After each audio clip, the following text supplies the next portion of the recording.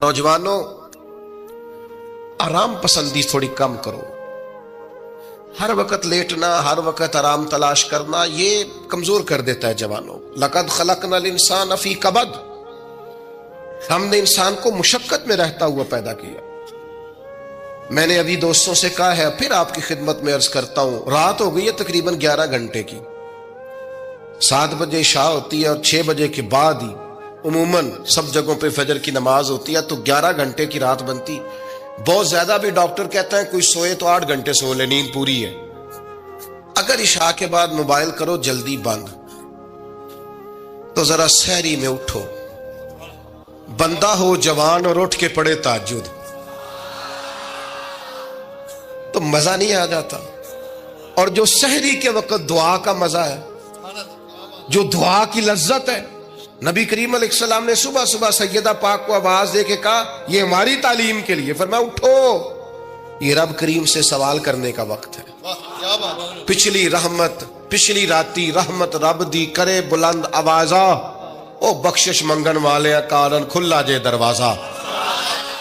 लेकिन हमारा मसला ये है कि जिस टाइम जागना है उस टाइम सोते हैं, जिस टाइम सोना है उस टाइम। एक गुजारिश तो ये है कि कोशिश करें इन रातों में तो कम से कम तहज्जुद पढ़ी जाए, और ये कोशिश करके देखें, मजा आएगा। और फिर इधर उधर लोगों को दुख बताने की बजाय ना, जब तहज्जुद की 2 रकते पढ़ ले तो सारा अपने रब की बारगाह में अर्ज कर दे, बोझ भी हल्का होगा दिल का, राज भी रखा जाएगा और करम भी हो जाएगा।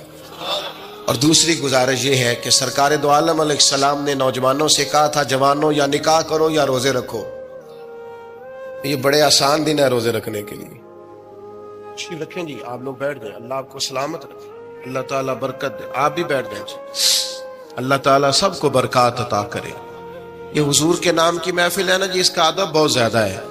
इसमें आप इस तरह खेलेंगे मोबाइलों के साथ तो ये वैसे ही अदब के खिलाफ। अल्लाह से 2-4 दोस्त बना लें, बाकियों को दे दें, काफी हो गया, लेकिन ये इस पे मसरूफ ना हो आप भाइयों।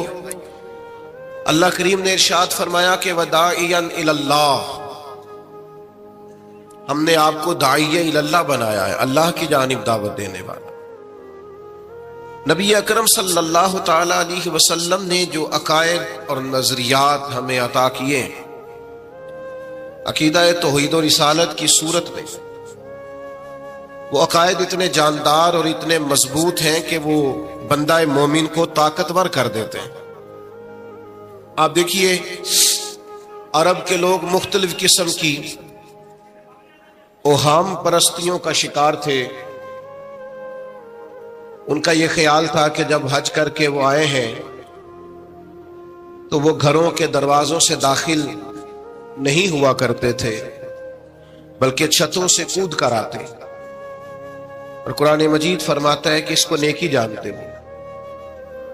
फिर वो बैतुल्ला शरीफ का तवाफ करते तो माज़अल्लाह कपड़े उतार के करते। ओहाम परस्तियां, तरह तरह की बातें। मिस्र में एक दरिया था, एक औरत को ज़िबा करके डालेंगे तो फिर दरिया चलेगा। मुख्तलिफ ओहाम लोगों ने पाल लिए थे। आज भी मुसलमानों के अंदर ढेर सारी ऐसी चीजें आ गई हैं जो ज़ोफ एतिकादी का बायस बनती हैं। इसकी को जरा कम कर दें भाई। आप देखिए, लोग उलमा के पास नहीं जाते, बाबाओं के पास जाते। तावीज़, धागा, काला जादू, नीला जादू। जिस नौजवान का काम करने को दिल नहीं करता उसे जादू हो जाता है। और फिर ये कि काली बिल्ली रास्ता काट गई थी, और फिर ये कि मैं बाहर निकलने लगा तो किसी ने आवाज दे दी थी। अजीब किस्म की ओहाम परस्तियों का लोग शिकार है। नबी पाक सल्लल्लाहु ताला अलैहि वसल्लम दाइया इलल्लाह है। सरकार ने लोगों के नजरियात को पुख्ता किया। हुजूर अलैहिस्सलाम के फयूज़ात रूहानिया से लोगों के दिल ताकतवर होते थे। मजबूत फिक्रें, मजबूत अकीदे सरकार के वसीले से मुसलमानों को नसीब हुए। हम जैसे जैसे देखे ना, तसव्वुफ और तरीक में आपको अर्ज करूं, सूफिया किराम का असल मौजू अकीदा तौहीद है। असल मौजू इनका है। ये वो लोग हैं जो लोगों को सही मानों में तवक्कुल का صبر کا، شکر کا، قناعت کا، رجوع اللہ کا سبق دیتے ہیں. اصل موضوع ہی ان کا ہے. لیکن اب چونکہ صوفیاء کی جماعت میں وہ لوگ اللہ ماشاءاللہ خال خال رہ گئے، اور پھر یہ کہ بیٹھ گئے تعویذ دھاگے دینے والے، زاغوں کے تصرف میں، عقابوں کے نشے من. نتیجہ اس کا بڑا خطرناک برآمد ہوتا ہے. مضبوط فکریں، کبھی آپ اس روایت کو دیکھیں اور یاد کر لینا تو یہ بڑا نفع دیتی ہے. نبی کریم علیہ السلام نے حضرت عبداللہ ابن عباس رضی اللہ تعالیٰ عنہ سے فرمایا، عبداللہ، ساری دنیا مل کے تیرا بھلا کرنا چاہے کر نہیں سکتی جب تک رب نہ چاہے. اور فرمایا سارے دنیا دار مل کے تیرا کچھ بگاڑنا چاہے بگاڑ نہیں سکتے جب تک رب نہ، چھوڑ دے بیٹا آپ، جب تک اللہ نہ چاہے. تو پھر رجوع تو اللہ کی جانب کرنا چاہیے. نبی اکرم صلی اللہ تعالی علیہ وسلم نے اپنی امت کو توانائی اس بات سے دی کہ اللہ ہمارے ساتھ ہے. آپ دیکھیے فکری تندرستی کتنی زیادہ ہے کہ 1000 کے مقابلے میں 313 لوگ ہیں. نہ اسلحہ پورا ہے، نہ گھوڑے پورے ہیں، نہ خوراک پوری ہے، لیکن وہ میدانوں میں اس طرح لڑے ہیں کہ 1000 کو بھاگنے پر مجبور کر دیا.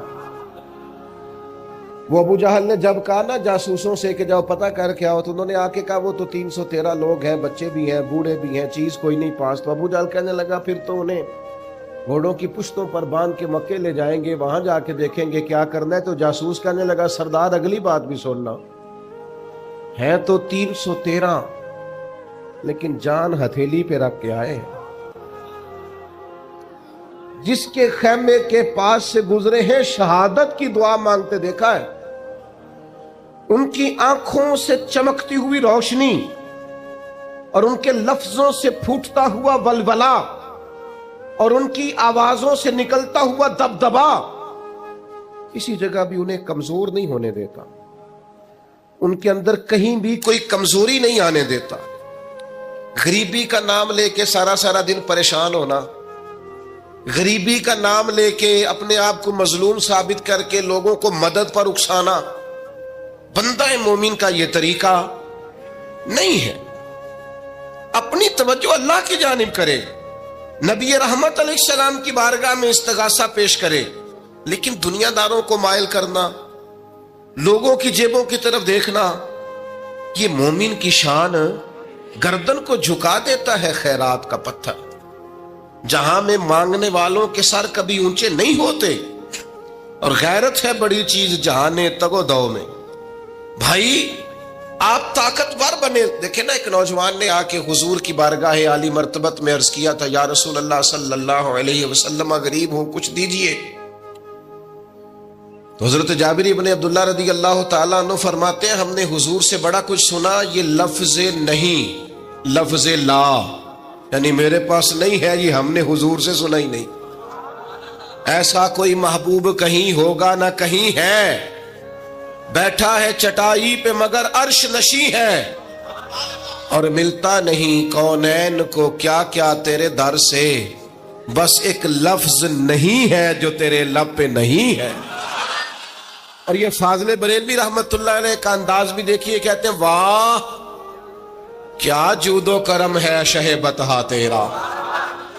اور یہ ذرا دیکھیے شعری ذوق دیکھیے، واہ کیا جود و کرم ہے شہ بتہا تیرا، نہیں سنتا ہی نہیں. نہیں کیا انداز ہے. اب یہ کیسی زبان ہے اور کیسا یہ محاورے کا استعمال ہے. جو شعری ذوق رکھتے ہیں وہ سمجھیں، کہتے ہیں نہیں سنتا ہی نہیں. کون؟ مانگنے والا تیرا. یا رسول اللہ آپ سے مانگنے والا نہیں سنتا، حضور عطا کرتے. اور ایک جگہ پہ فرماتے ہیں میرے کریم سے گر قطرہ کسی نے مانگا، دریا بہا دیے ہیں دربے بہا دیے ہیں. حضور تو دیتے، پر نوجوان نے جب آ کے عرض کی نا یا رسول اللہ صلی اللہ علیہ وسلم کچھ دیجئے، وہ جوان ہو، چڑھتی جوانی ہو، اور پھر وہ سوال کرے. ہمارے ساتھ ایک دوست پڑھا کرتا تھا، یہ 3 مہینے کی چھٹیاں ہوتی تھی تو وہ مستریوں کے ساتھ مزدور لگ جاتا. ہم نے اسے کہا یار تو مطلب 9th 10th کے اندر مزدوری کرنے جانا, تو کہندا سی یار میں قد میرا ایڈا بڑا, ہن ابا جی کو مانگ دیا شرم آؤندی. یہ سوچ نوجوانوں میں پیدا ہونی ضروری ہے. اب میں ابا جی سے مانگوں, یہ تو دینا چاہیے. اس نے آ کے عرض کی یا رسول اللہ صلی اللہ علیہ وسلم کچھ دیجئے, تو حضور فرمانے لگے تیرے پاس کچھ بھی نہیں. اس نے کہا ایک پیالہ ہے میرے پاس گھر میں اور ایک کمبل ہے. اتنا غریب بندہ ہے کوئی محفل میں جس کے گھر میں ایک ہی پیالہ ہو, ایک ہی کمبل ہو؟ کوئی بھی نہیں اتنے بڑے مجمع میں. لیکن اگر کوئی ہماری غریبی کا رونا پوچھے تو میرا خیال ہے ہر تیسرا بندہ دوسرا بندہ غریب ہے, اور بڑا ہی غریب ہے. ایک پیالہ ایک کمبل. کریم نے فرمایا لے کے آؤ. وہ لائے تو محبوب فرمانے لگے کون خریدے گا؟ ایک نے کہا 1 دینار, ایک نے کہا 2 دینار. محبوب نے بولی لگوا دی, 2 دینار کا بیچ دیا. فرمایا جا 1 دینار کی روٹی لے جا. یہ نوجوانوں کو فکر دی کہ وہ انویسٹمنٹ بھی تم نے ذات سے اپنے گھر سے لینی ہے. وہ 10-15 ہزار کا ٹھیلا بھی کسی سے نہیں کہنا تو لگا کے دے. جاؤ 1 دینار کا کھانا لے جاؤ, 1 دینار کا کلاڑا خرید کے لاؤ. صحابہ فرماتے ہیں وہ کلاڑا لایا, پر نصیب دیکھو اس کلاڑے میں دستہ نبی کریم نے اپنے دستے مبارک سے لگایا. فرمایا جا جنگل میں جا کے لکڑیاں کاٹ اور بیچ, کھا بھی اور کھلا بھی, پی بھی اور پلا بھی, 10 دن مجھے نظر نہ آنا. یارو یہ کیا بات ہوئی؟ مایوس رہنا, کمزور رہنا, فلانے نے میرے ساتھ تعاون نہیں کیا تو میں پیچھے رہ گیا, فلانے نے ہاتھ نہیں پکڑا. تو اپنی دنیا آپ پیدا کر, اگر زندوں میں خود جد و جہد کر, میدان میں اتر, ہمت کر. حضرت حسن بصری رحمت اللہ علیہ کے پاس ایک نوجوان نے آ کے عرض کی حضور بس آج کے بعد میں نے کام نہیں کرنا. فرمایا تمہیں کیا ہوا ہے؟ کہنے لگا آج میں نے عجیب منظر دیکھا ہے. میں نے دیکھا ہے کہ ایک شیر نے شکار کیا بکرے کا, آدھا کھایا ہے, آدھا منہ میں پکڑ کے پہاڑی پہ چڑھ گیا. وہاں ایک نابینا لومڑی بیٹھی تھی, باقی کا اس نے اسے کھلایا ہے. تو حضور میں یہ سمجھ گیا ہوں کہ جو رب اس نابینا لومڑی کے لیے بندوبست کرتا میرے لیے بھی کرے گا, لہذا میں نے کام نہیں کرنا. حضرت حسن بصری بڑا مسکرائے, فرمانے لگے کہانی میں کردار تو نے 2 دیکھے, ایک شیر ایک لومڑی. فرمانے لگے کیا بات ہے تیری, تو نے لومڑی بننے کا پروگرام بنایا, شیر بننے کا کیوں نہیں بنایا؟ تو شیر بننا, شکار کر, خود بھی کھا دوسروں کو بھی کھلا. یہ کیا بات ہوئی؟ امت کے جوان فائلیں لیے دفتروں کے چکر لگاتے اور اپنی بغل میں کاغذات لیے امبیسیوں کے پھیرے کاٹتے اور ایجنٹوں سے سوال کرتے کہ مجھے ملک سے باہر جانا ہے, کیا طریقہ ہے؟ یہاں رہ کے بھی محنت ہو سکتی ہے, اپنی مٹی پہ چلنے کا سلیقہ سیکھو. سنگ مرمر پہ چلو گے تو پھسل جاؤ گے. دوستو سنو, میرے کریم نے فرمایا جا لکڑیاں. ایک پیشہ برا ہے میرے بھائیوں, ایک پیشہ, وہ ہے کسی کے آگے ہاتھ پھیلانا. باقی دنیا میں کوئی پیشہ برا جو ٹھیلا لگاتا ہے اور مالٹے بیچتا ہے اور سیب بیچتا ہے, بڑا عزت والا آدمی. یہ شارٹ کٹ چھوڑ دو, دوسروں پہ بھروسہ کرنا چھوڑ دو. وہ شاعر ایک بیٹھا تھا نا, شاعر مجھ سے ناراض نہ ہو جائیں, تو کئی دفعہ وہ شعر و شاعری میں بھی ان کی حالت بڑی خستہ ہو جاتی ہے. جن دنوں لوگ پتلے کپڑے پہنتے ہیں, بعض شاعروں نے ان دنوں میں بھی موٹی چادر لی ہوئی ہوتی ہے. تو ایک جگہ بیچارہ بیٹھا تھا کونے میں, اللہ ماشاءاللہ سب کی بات نہیں, تو حالت ایسی خستہ تھی. ایک بندہ 5 روپے پھینک گیا, تو تھا خوددار, بڑی تکلیف کو اٹھا اپنے پیسے. تو اس نے کہا آپ کی حالت بتا رہی ہے, آپ کو ضرورت ہے. اس نے کہا ضرورت پڑی تو اللہ رسول سے مانگوں گا, تیرے سے کیوں مانگوں گا؟ شعر بڑا قیمتی کہا. اس نے کہا یہ آرزوئے کرم اور میں آپ سے کروں, یہ آرزوئے کرم اور میں آپ سے کروں. یہ بھیک اس کو دیجئے جس کا خدا نہ ہو. میں تو وارث ہے میرے اللہ رسول, میں کو لوارث ہوں کہ تیرے سے مانگتا پھروں.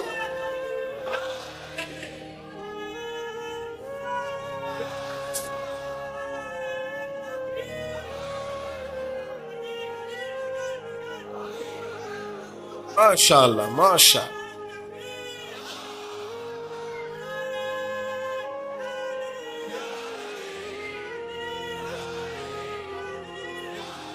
بس ہم سمجھے ہماری قیمت وصول ہو گئی. اگر خودداری پر نوجوان نعرے لگانے لگ گئے تو پھر تو بات بن گئی. لگتا ہے محنت کا ارادہ بن گیا ہے. انشاءاللہ تعالی کشکول ٹوٹنے کا ٹائم آ گیا ہے. کرم کی برکھا برسے گی. یہی ملت کا جوان قیادت کرے گا. اور یاد رکھنا ہمیشہ قیادتیں غریبوں کے بچوں نے کی ہیں. جنہوں نے آدھی قیمت پہ کتابیں لے کے پڑھی ہیں, بڑی ڈگریاں انہوں نے حاصل کی ہیں. یہ کمزور نہ پڑھو. نبی پاک داعیہ اللہ ہے, حضور نے جگایا ہے. 15 دن نظر نہ آنا, مزدوری کر. وہ نوجوان 15 دنوں کے بعد آیا. اب تیرا حال کیا ہے؟ اس نے کہا حضور پہلے ایک پیالہ تھا نا, اب سارے گھر کے برتن بن گئے. پہلے ایک بستر تھا, اب سارے گھر کے بستر. اور نوجوانوں, ہم نے سہارا بننا ہے. ماں سے کہنا ہے اب تو نے آنسو نہیں بہانے, تیرا پتر بڑا ہو گیا ہے. بہن سے کہنا ہے اب تو کبھی پریشان نہیں ہوگی, تیرا بھائی بڑا ہو گیا ہے. بوڑھے باپ کے پاس بیٹھ کے کہنا ابا جی بس اب آنسو پوچھ دو, آج کے بعد پریشان نہیں ہونا, پتر جوان ہے. اپنی بیوی سے بچوں سے کہنا کہ کسی خواہشات پوری کرنے کے لیے تمہیں دیر تک انتظار نہیں کرنا پڑے گا, ہم میدان میں ہیں. بس اپنی مٹی پہ چلنے کا سلیقہ سیکھو. سنگ مرمر پہ چلو گے تو پھسل جاؤ گے. نبی پاک نے محنت کو سپورٹ کیا ہے, مشقت کو سپورٹ کیا. حضور علیہ السلام نے فرمایا سب سے بہترین کمائی وہ ہے جو تو اپنے 2 ہاتھوں سے محنت کر کے کھاتا ہے. فرمایا اللہ کے نبی حضرت داؤد علیہ السلام محنت کر کے کمایا کرتے. سنگیو کام کرنا. اور دوسری بات, بھروسہ اللہ رسول پہ. بھروسہ, ادھر دیکھو میری طرف. دنیا داروں سے امیدیں لگا لیتے ہو بہت زیادہ, تو دنیا دار بندے بیچارے کمزور ہوتے ہیں. جی یہ الیکشن کے دن تھے, گزشتہ سے پیوستہ الیکشن جو گزرا ہے, تو میرا ایک پیار والا دوست بھی ایک ایم کے امیدوار کا بڑا ووٹر سپورٹر تھا.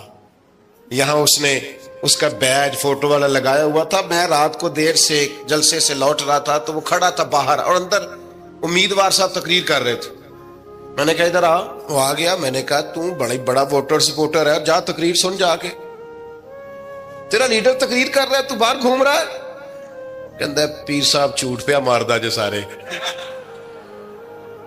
جھوٹ بول رہا ہے, کرنا کرانا کچھ نہیں. تو میں کہ یار جی ایڈے پکے ووٹر سپورٹر نو بھی پتا ہے کہ جھوٹ پہ ماردا ہے, تو ہم تو ویسے ہی سپورٹر نہیں ہیں. ہم نے تو کی محبت تو سیاست کا چلن چھوڑ دیا. ہم اگر عشق نہ کرتے تو حکومت کرتے. او بھائی, جب پکے ووٹر سپورٹروں کو امیدیں نہیں ہیں تو آپ کن سے امیدیں لگائے بیٹھے ہیں؟ آپ جدوجہد کریں, اور امیدیں اللہ رسول سے. نبی پاک علیہ السلام نے فرمایا جو رب پہ بھروسہ کرے گا اللہ کی رحمت اس کی کفایت کرے گی. وَإِن يَتَوَكَّلْ عَلَى اللَّهِ فَهُوَ حَسْبُهُ, وہ اللہ پہ بھروسہ کرے گا اللہ اس کے لیے کافی ہو جائے گا. ادھر دیکھو یار موبائلوں والے دوستوں, بات سنو.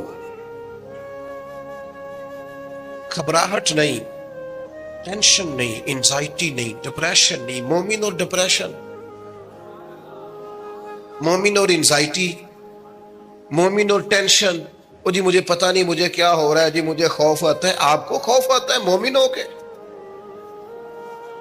آپ کو یہ کرونا کے دن تھے تو مجھے لے گئے ایک سرکاری ہاسپٹل میں, آپ کچھ یہاں بات کریں, لوگوں کو حوصلہ دیں. تو ایک ڈاکٹر صاحب مجھ سے کہنے لگے جی مجھے نہ تنگ جگہ بڑی گھٹن ہوتی ہے, تو موت سے بڑا ڈر آتا ہے, قبر تو بڑی تنگ ہوتی ہے. میں نے کہا ڈاکٹر صاحب کچھ بھی. کہنے لگے سانس ہی نہیں آتا, چاروں جانب سے بند ہے. تو میں نے کہا بچہ بھی تو ماں کے پیٹ میں سانس لیتا ہے نا. آپ نے تو سبحان اللہ کہا. وہ ڈاکٹر تھے, انہوں نے نہیں کہا. وہ کہنے لگی جو تے اماں لیندی صاحب. ہنستے نہیں جی, باتیں ہنسنے کو نہیں سنا رہا, میں فکری باتیں کر رہا ہوں. کہا وہ تو اماں آکسیجن لیتی ہے تو بچے کو جاتی ہے. تو میں نے کہا چلے ڈاکٹر صاحب وہ جو انڈے سے بچہ نکلتا ہے اس کے تو چاروں جانوں کوئی صورت نہیں ہوتی سانس کی. تو مجھے کہنے لگے آپ کہنا کیا چاہتے ہیں؟ میں نے کہا میں یہ کہنا چاہتا ہوں قبر کی 2 حالتیں ہیں. قبر دوزخ کے گڑھوں میں سے گڑھا بھی ہے, اور جنت کے باغوں میں سے باغ بھی ہے.